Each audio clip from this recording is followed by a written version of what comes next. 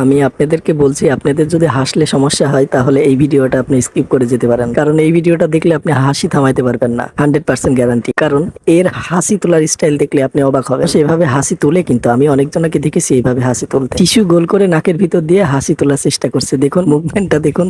আসলে আমি হেসে ফেললাম। বন্ধুরা, ভিডিওটা যদি ভালো লাগে লাইক করে চ্যানেলটি সাবস্ক্রাইব করে দিবেন।